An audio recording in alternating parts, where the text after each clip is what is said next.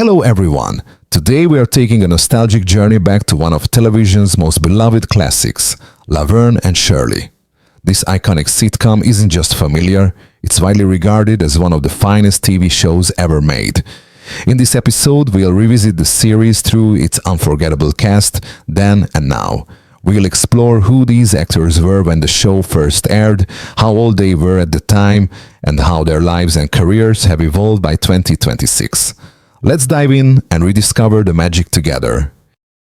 Squiggy, the quirky neighbor with his awkward gait and unforgettable greeting, was portrayed by David L. Lander as a true scene-stealing supporting role.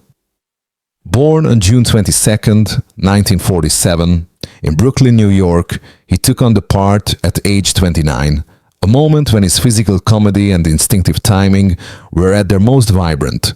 Squiggy arrived offbeat and goofy, yet deeply humane, creating a perfect counterbalance to Lenny. Off-screen, Lander lived with multiple sclerosis with steadfast resilience. He passed away on December 4, 2020, at the age of 73, leaving behind the legacy of an actor who turned oddness into strength and transformed perseverance into inspiration. Shirley Feeney, the gentle young woman guided by romantic faith and strict personal principles, was portrayed by Cindy Williams as the perfect emotional and temperamental counterbalance to Laverne. Born on August 22, 1947, in Van Nuys, California, she took on the role at age 28, a period when her acting had become refined enough to balance comedy with inner emotional depth. Shirley appeared delicate, but was never weak, representing a longing for stability in a turbulent world. The pressures of a long-running role and an intense work schedule left a lasting mark on Cindy Williams' career. She passed away on January 25, 2023, at the age of 75, leaving behind the enduring image of a classic sitcom heroine marked by emotional depth and resilience. Carmen Ragusa, the Italian heartthrob wrapped in flashy masculinity with a tender heart beneath, was portrayed by Eddie Mecca as a vibrant supporting icon of television comedy. Born on June 14, 1952, in Worcester, Massachusetts, he took on the role at age 23, bringing with him a solid Broadway background, along with standout singing ability and physical presence. Carmine entered the story with loud confidence, but gradually revealed a very human innocence and sincerity. Eddie Mecca passed away on November 27, 2022, at the age of 70, leaving behind the mark of an actor who seamlessly blended stage energy into the fabric of American sitcoms. Lenny Kozlowski, the quiet best friend with a seemingly clueless exterior that concealed a finely tuned sense of comic timing, was portrayed by Michael McKean as the perfect balancing presence to Squiggy. Born on October 17, 1947, in New York City, he took on the role at age 28, a time when his versatile acting skills and his sensitivity to music and language had clearly taken shape. From Lenny, McKean gradually expanded his professional range, moving beyond the sitcom framework to conquer film, theater, and voice acting with a wide array of roles. Today, Michael McKean is 77 years old and is often viewed through a before and after contrast, from television comedy to a remarkably versatile and enduring career. Frank DeFazio, the old-school father with a gruff voice and affection hidden beneath layers of generational humor, was portrayed by Phil Foster with a grounded, quietly enduring presence. Born on March 12, 1919, in Brooklyn, New York, he took on the role at around age 56, bringing with him the seasoned experience of a stage and television comedian. Frank was not loud, but his presence was steady enough to anchor the family dynamic and create a generational counterpoint to Laverne. Phil Foster passed away on July 8, 1985, at the age of 66, leaving behind the imprint of a solid supporting role in which laughter was inseparable from lived experience. Edna Babish, the mature woman marked by independence, candor, and a rare sense of self-determination for a 1970s sitcom, was portrayed by Betty Garrett with seasoned charm and deeply grounded emotional depth. Born on May 23, 1919, in St. Joseph, Missouri, she took on the role at age 56, bringing with her a strong Broadway background and many years of stage experience. Edna appeared as a model of a free woman, one who did not need marriage to define her self-worth.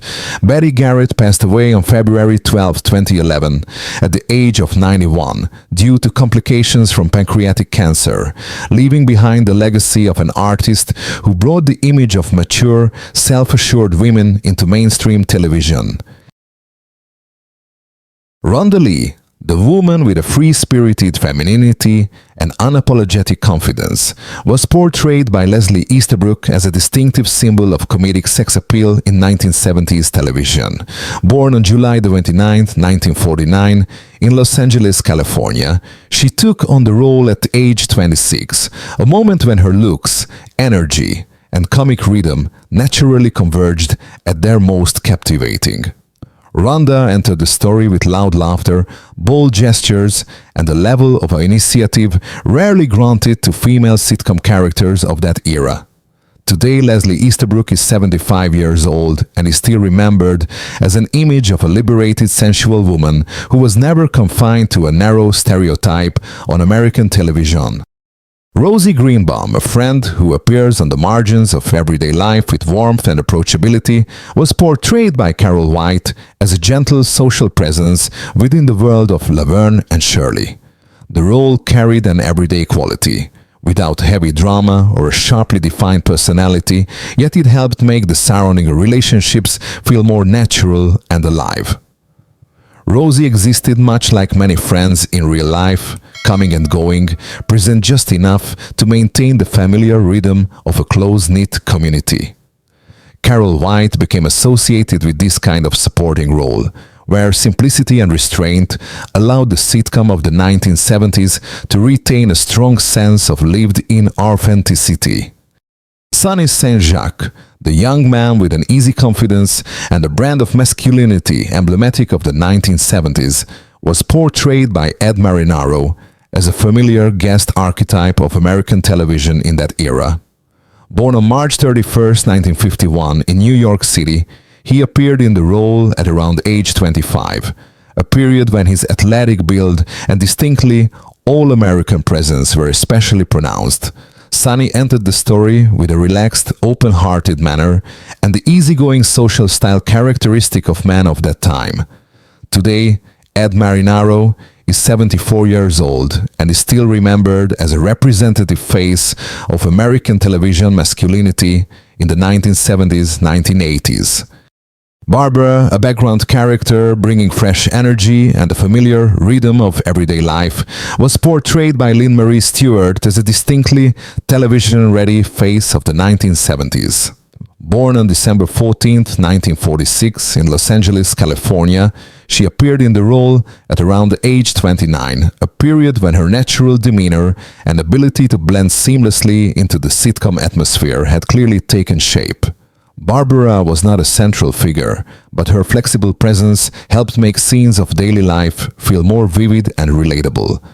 Today, Lynn Marie Stewart is 78 years old and is still remembered as a durable and familiar supporting presence, well known to American television audiences across many decades. Norman Hughes, a police officer who appears in a functional role to maintain order and move the storyline forward, was portrayed by Beau Caprol with a restrained and serious demeanor. Born on December 21, 1946, he took on the role in his late 20s, a period when his look and acting style were well suited to characters representing social institutions. Hughes passed through the narrative efficiently and purposefully, embodying a familiar type of functional supporting role in 1970s sitcoms. Today, Beau Caprol is 79 years old and is remembered for such utility roles that helped keep American television storytelling clear, steady, and well-paced. The Interviewer, a character who appears briefly yet carries a sharply observant voice and subtle satirical edge, was portrayed by Harry Shearer as an intellectual slice cutting through the atmosphere of mainstream comedy. Born on December 23, 1943, in Los Angeles, California, he took on the role at age 32, at a point when his comedic intellect and capacity for social analysis were already clearly formed. Though only a small part, the performance hinted at the cool, incisive satirical style that Shearer would later develop more fully. Today, Harry Shearer is 81 years old, and his expansive career is often viewed through a before and after contrast, from fleeting sitcom appearances to an iconic position in American intellectual comedy and cultural critique. Sergeant Alvinia T. Plout, a female police officer wielding comic authority with an overpowering presence, was portrayed by Vicki Lawrence as a sharply satirical image of feminism within the sitcom world. Born on March 26, 1949 in Inglewood, California, she took on the role at age 27, a time when her stage confidence and comic timing had been clearly honed. The character embodied a form of authority that did not require softness, evoking the tradition of strong female comedy that Lawrence had shared with Carol Burnett. Today, Vicki Lawrence is 76 years old, and her career is often revisited through the intriguing contrast between her role as a collaborator and her distinctly independent comedic persona. Mr. Hildebrand, a background character who appears briefly with a proper and earnest demeanor, was portrayed by Norman Barthold as a natural part of the social setting surrounding Laverne and Shirley. Born on August 6, 1928, in Alameda County, California, he took on the role in his 40s, bringing with him the restrained acting style typical of television in that era. Mr. Hildebrand did not occupy a central position, but his just right presence helped everyday situations unfold smoothly. Norman Barthold passed away on May 28, 1994, in Riverside County, California, at the age of 65, leaving behind the quiet imprint of a supporting actor who contributed to completing the world of American sitcoms in the 1970s. Chuck, a character marked by a strong sense of physical comedy, exaggerated gestures, and high-energy timing, was portrayed by Charles Fleischer as an early precursor to the physical comedic style he would later become known for. Born on August 27, 1950, in Washington, D.C., he took on the role at age 25, a period when his distinctive use of body language and vocal expression was already emerging. Chuck appeared only briefly, but the performance revealed a comic inclination that extended beyond the conventional bounds of sitcom acting. Today, Charles Fleischer is 74 years old, and his career is often viewed as a continuum from small roles like this to the unique achievements in comedy and voice acting that followed. Arthur Fonzie Fonzarelli, the pop culture icon defined by his leather jacket, absolute confidence, and effortless charisma, was carried by Henry Winkler from Happy Days into Laverne and Shirley as a historically significant point of crossover. Born on October 30, 1945, in New York City, he appeared as Fonzie at around age 30, a time when the character had already become a phenomenon beyond the boundaries of a single sitcom. In this series, Fonzie was no longer the central figure, yet his presence still carried enough weight to reinforce continuity and connect the television universe of that era. Today, Henry Winkler is 79 years old and is widely regarded as an artist who successfully moved beyond an iconic role to build a long, varied, and enduring career. Baum, a character who appears fleetingly in a very minor role within the familiar street life of the sitcom, was portrayed by Peter Elbling as a background detail, serving atmosphere rather than personality. Born on November 29, 1943, in London, United Kingdom, he appeared in the role in his early 30s, a period when his work was largely associated with brief supporting appearances on television. Baum passes through the story quickly, contributing to the density of everyday life in Laverne and Shirley. Today, Peter Elbling is 82 years old and is remembered for such short yet necessary appearances that helped sustain the lived-in structure of American sitcoms of the 1970s. Dr. Gentry, a character serving a professional, functional purpose, appearing to support specific situations and move the plot forward, was portrayed by Charles Thomas Murphy with a calm and restrained demeanor. Born on May 3, 1941 in Pennsylvania, USA, he took on the role in his mid-30s, a period when he frequently appeared in supporting roles on television. The character arrived at just the right moment, fulfilled his narrative function precisely, and helped complete the situation without encroaching on the emotional core of the story. Charles Thomas Murphy passed away on September 9, 2006 in Hollywood, Los Angeles, at the age of 65. Leaving behind the quiet imprint of a supporting actor who helped maintain the coherence and flow of televised storytelling. Hank, a very ordinary antagonist, marked by rudeness and violence closely tied to social reality, was portrayed by Larry Breeding as a familiar figure in American television of the 1970s.